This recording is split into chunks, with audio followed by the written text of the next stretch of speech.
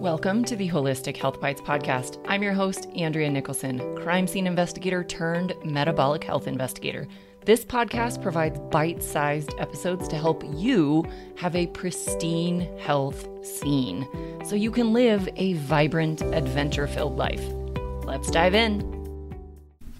Welcome back to the Holistic Health Bites podcast. Today we're talking all about personalizing your nutrition for optimal metabolic health and weight maintenance. Personalizing your nutrition is vital for optimal metabolic health and being able to maintain any weight loss that you've accomplished. There is no one perfect approach that fits everyone, since every individual has unique needs and preferences when it comes to food. By customizing your eating plan, you can discover the secret to long-term success. Today, we are diving into various factors that play a role in personalizing your nutrition, such as identifying your personal carbohydrate threshold, determining your best meal frequency and timing, and considering other factors to find the perfect eating plan for you. When it comes to carbohydrates, finding your personal carbohydrate threshold is important. Carbohydrates have a direct impact on blood sugar levels and insulin response. By monitoring and becoming self-aware, you can identify your carbohydrate tolerance.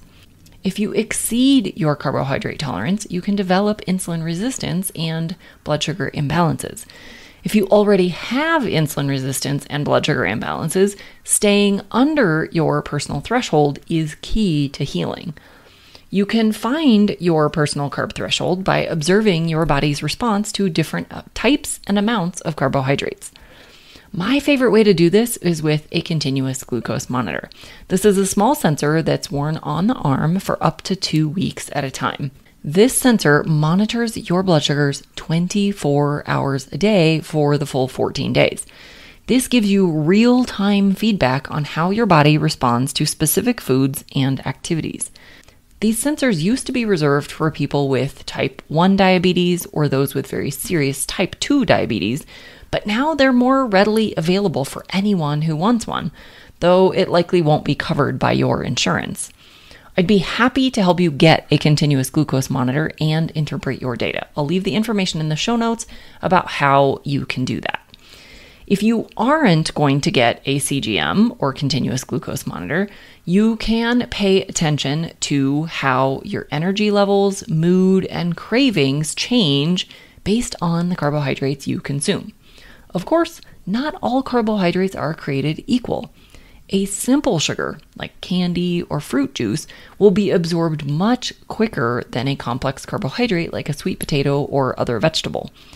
You will likely find different types of carbohydrates react differently in your body. Some will leave you hungry and tired, and others you'll feel just fine. Another aspect to consider is meal frequency, or how often you're eating. There are different approaches, from grazing all day long, eating every couple of hours, or more structured meal-only eating. Within that, there are various intermittent fasting or time-restricted eating schedules that can work for different people. For most people I've worked with, grazing all day or eating every couple of hours is generally not serving them. This eating schedule causes several problems. First, every time you eat, your blood sugar rises some. How much depends on what you ate. With this rise in blood sugar comes a rise in insulin. When insulin rises, your body is in energy storage mode, converting extra fuels into stored forms of either glycogen or fat.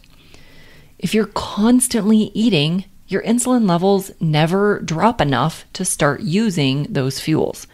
This makes weight loss nearly impossible because you can only burn what you're taking in, not any of the body fat that you want to get rid of.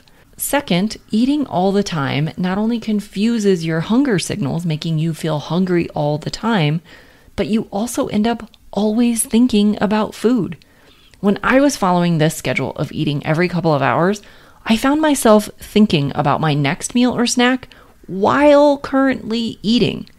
This created cravings and obsessive thoughts about food. This also requires packing and carrying food with you everywhere you go, generating extra workload that I'm guessing you don't need. I find that most of my clients, and myself included, do best on some version of meals only, without snacking. This may be 3 square meals a day, maybe 2 meals a day, or even 1 meal a day on some days. It's important to explore these options to find the pattern that suits you best. 3 meals a day is a traditional approach that provides structure and routine. Intermittent fasting involves cycling between periods of eating and periods of fasting, which technically all of us do every day. We just get to vary the amount of fasting and the amount of eating. This can promote metabolic flexibility and improved fat burning. If you are currently someone who is eating all day long or every couple of hours, you can start to implement this type of eating schedule by slowly reducing the frequency of your snacking. Then, once you're eating only meals without snacks, you can work on adjusting the schedule to find the best schedule for your body and your life.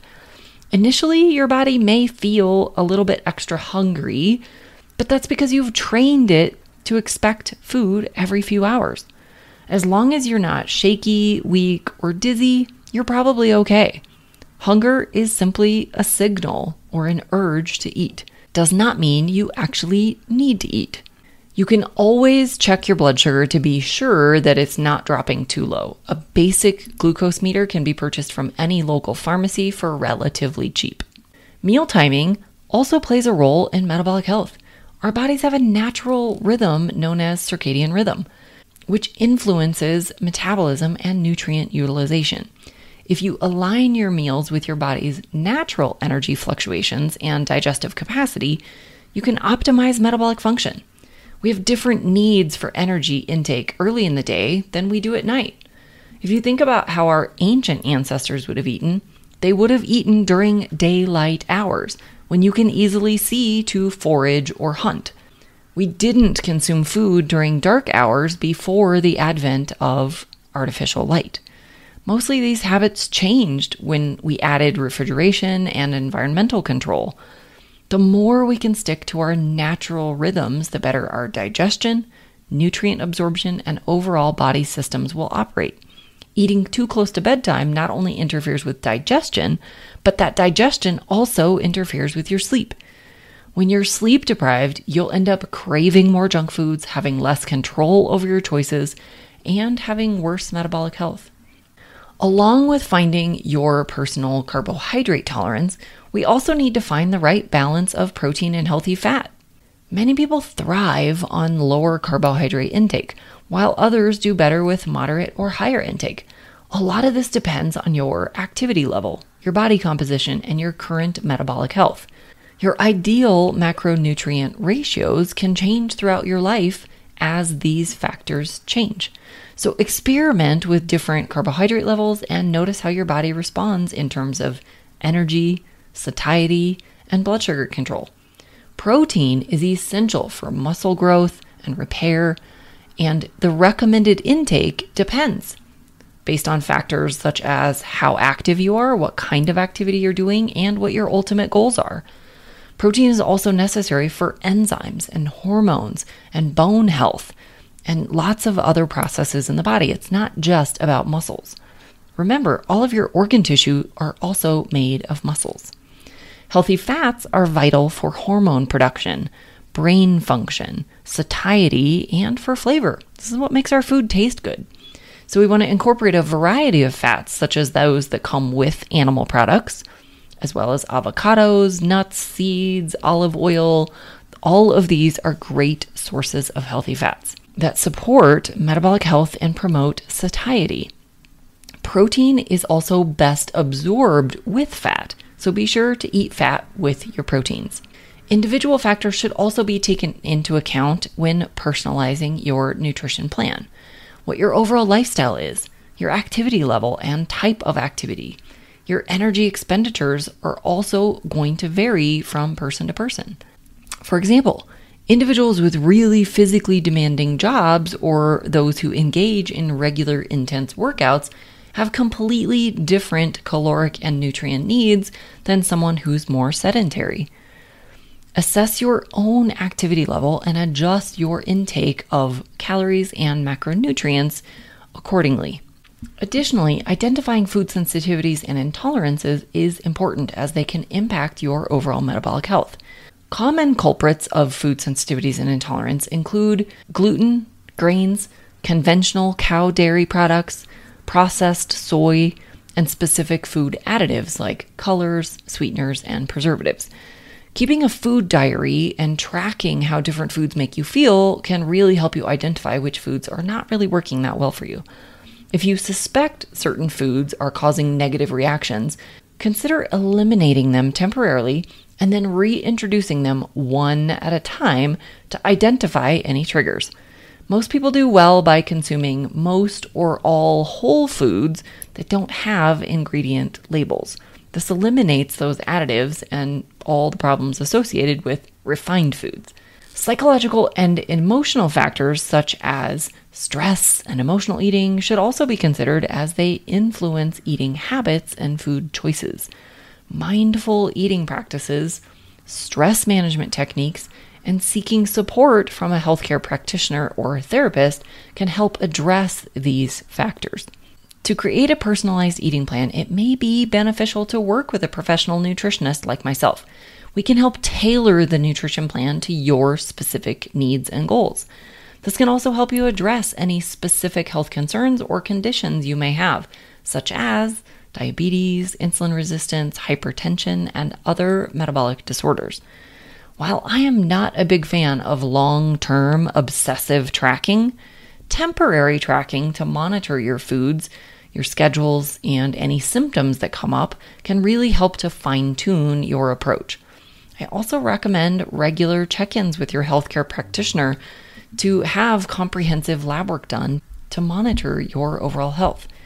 This can provide insights into your nutrient status, inflammation, immune system, blood sugar handling, and more for making these personalized adjustments. As your needs and goals evolve, it's important to adapt your eating plan accordingly. Now, to wrap all of this up, personalizing nutrition for metabolic health and weight maintenance is a powerful tool on your journey to optimal well-being. By understanding your personal carbohydrate threshold and determining your ideal meal frequency and timing, considering individual factors, and working with a qualified professional, you can very easily create an eating plan that supports your unique needs and goals. Finding the right approach may require some trial and error. It's essential to listen to your body cues along the way. Professional guidance can really make a big difference, staying consistent and celebrating the progress you make on this personalized path to lifelong health and vitality. As always, thank you for being here. Thank you for supporting the podcast and sharing this information with others who need to hear it. Until the next, be well and vibrant. Thanks for being a faithful listener to the podcast. I'd love it if you left me a 5-star review on this podcast so that others can more easily find this valuable information. Did you know I also work one-on-one with clients? I approach solving health challenges like I approached solving crimes, by conducting a thorough investigation into your case. Whether you're looking to lose weight, boost your energy, fix your digestive system, or reduce inflammation, I can help. All you have to do to get started is book a free call. The link is in the show notes.